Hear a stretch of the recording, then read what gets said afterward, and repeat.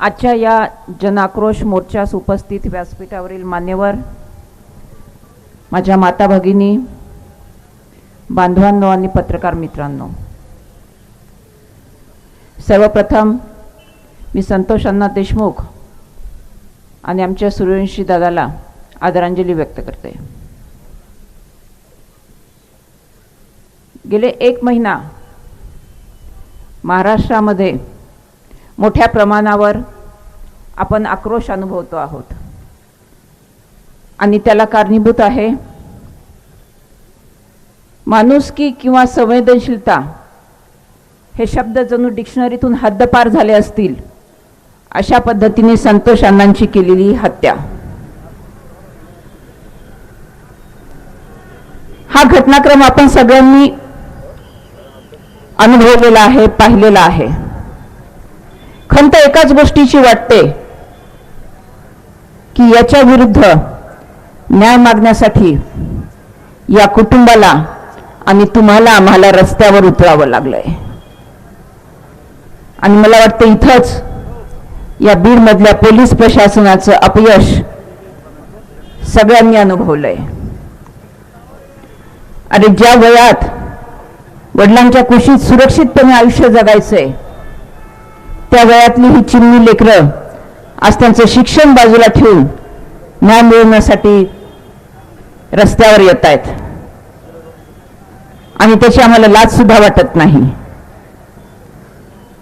न्याय द्या असं म्हणण्याची वेळ काय येते? या महाराष्ट्राला देखील एक चांगला इतिहास आहे, एक चांगली परंपरा आहे. मग कायद्याचा जरब या गुन्हेगारी प्रवृत्तीवर का राहिली नाही?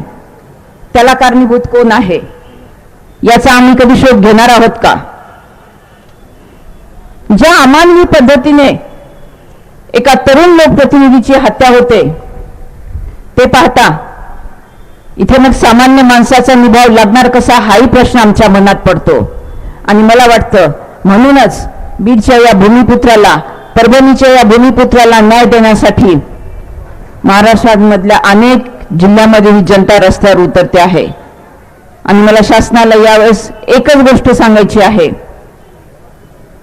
की कायदा आणि सुव्यवस्था ढासळते आहे असं एक छापील वाक्य वारंवार ऐकण्यापेक्षा आम्हाला हे पाहण्यामध्ये इंटरेस्ट आहे की शासन या कायद्याची जरब या गुन्हेगारी प्रवृत्तीवरती कशा पद्धतीने बसवणार आहे.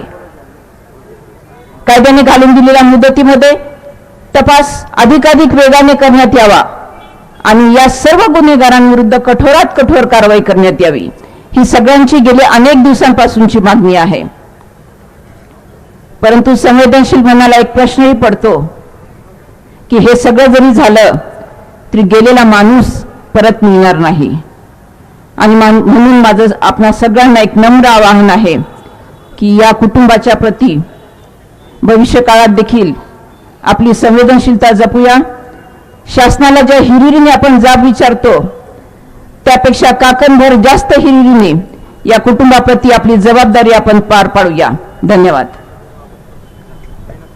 धन्यवाद ताई. यानंतर मी ॲडव्होकेट ब्रह्मानंद चव्हाण साहेबांना विनंती करतो, आरपीआयचे नेते, यांनी मोजक्या 2 शब्दामध्ये पुन्हा विनंती करतो की 2 शब्दामध्ये आपले मनोगत व्यक्त करावे.